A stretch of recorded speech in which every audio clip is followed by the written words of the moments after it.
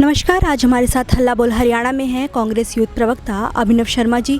जब से कोरोना महामारी शुरू हुई है तब से ही ये लोगों की मदद के लिए आगे आए हैं और इन्होंने काफ़ी कुछ ऐसा किया है जिससे कि ये खुद सुर्खियों में है। तो आइए जानते हैं कि ये कहाँ से इनके पास आइडियाज़ आए और क्या क्या किया है अब तक इन्होंने। नमस्कार सर। नमस्कार जी, पहले तो आपका बहुत धन्यवाद, आपने मेरे को ये मौका दिया।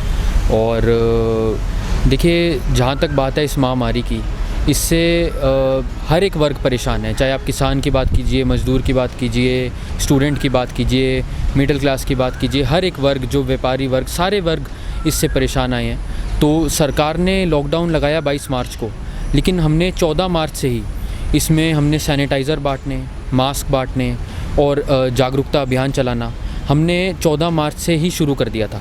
विभिन्न जगहों पर पंचकुला में हमने मास्क बांटे, सैनिटाइज़र बांटे, अवेयरनेस कैंप, हाथ कैसे धोएं, साबुन बांटने का काम करा। उसके बाद जब लॉकडाउन लगा और जब मेन जो मुख्य दिक्कत जो लोगों को सामने आई कि लोगों के पास काम नहीं था, कुछ करने के लिए नहीं था, लोग परेशान थे, त्रस्त थे। मज़दूर लोगों से आप जाएं, उनके पास ना दिहाड़ी थी, ना काम करने को कुछ था, किसान परेशान था। तो उस वक्त हमने निरंतर खाना बांटने की ड्राइव और कच्चा राशन बांटने की ड्राइव हमने चलाई और जागरूकता अभियान चलाई।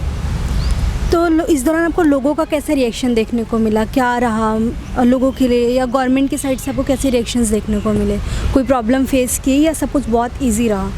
देखिए, लोग सरकार से बहुत ज़्यादा परेशान थे। लोगों के अंदर एक बहुत ज़्यादा गुस्सा था सरकार के प्रति, क्योंकि जिस तरीके से उन्होंने बंद कर दिया था सब कुछ, सारा लॉक डाउन कर दिया है और लोग अपने घर पे नहीं जा पा रहे हैं, लोगों के पास यहाँ पे करने को काम नहीं है और लोग एक तरीके से महसूस कर रहे हैं कि हम फंस गए हैं। तो लोगों का बहुत गुस्सा था सरकार के प्रति उसको, लेकिन हमने वहाँ पे जितना हमारी तरफ से, मैं आपके माध्यम से तमाम उन NGOs और उन व्यक्तिगत लोगों का भी धन्यवाद करना चाहता हूँ जिन्होंने हमारा इसमें साथ दिया और हमें और बड़े स्तर पर ये सारा जो हमारा अभियान था इसको करने में, हमारा फूड ड्राइव चलाने में मदद करी, उनका भी मैं धन्यवाद करता हूँ।